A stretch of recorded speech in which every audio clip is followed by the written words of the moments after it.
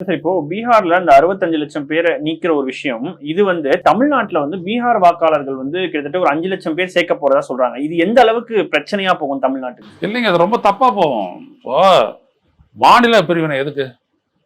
அந்தந்த மாநில மக்கள் அவங்களுடைய அரசை தேர்ந்தெடுக்கவும் அவங்களுடைய நலனை காப்பாற்றக்கூடிய அந்த அரசு இருக்கணும்னு. வெளி மாநிலத்தில் வரவனுக்கு இந்த மாநிலத்துடைய அரசியல் என்ன தெரியும்?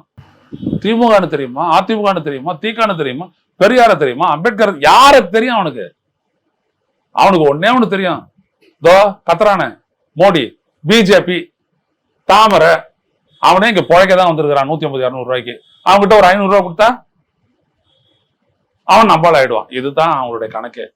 புதிய வாக்காளர் சேர்ப்படுறது வேற ஒண்ணுமே கிடையாது.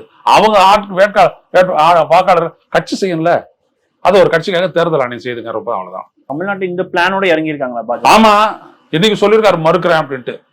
நீ மறுக்கறியா என்ன அப்படின்ற அந்த பருப்பை நாங்க பாத்துறோம், புரியுதுங்களா? நாங்க வன்முறை இல்லாத ஒரு அரசியல். அண்ணா சொன்னது அதான்.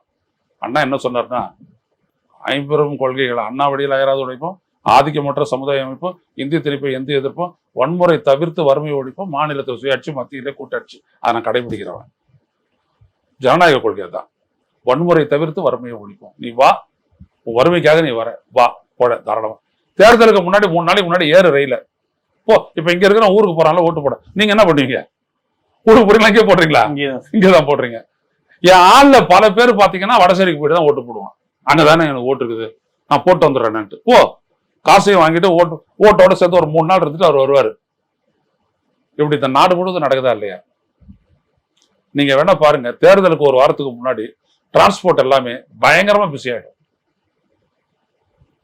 ஏரோப்ளைன்ல இருந்து வெளிநாட்டுல இருந்து வந்துட்டு போட்டிருக்காங்க சார். வெளிநாட்டுல இருந்து இப்ப நான் சவேரா ஹோட்டலினுடைய எம்டி சொன்னேன், வெளிநாட்டுல இருந்து ஓட்டு போட வந்தாங்க. பூத்துல போய் உங்க ஓட்டு இல்லையே அப்படின்றாங்க. இது எப்படி இருக்குது? அப்பம் உள்ள போறான், ஓட்டு இல்ல. அப்பனுடைய பேர் அங்க இருக்குது, அவரு செத்து போயிட்டாரு.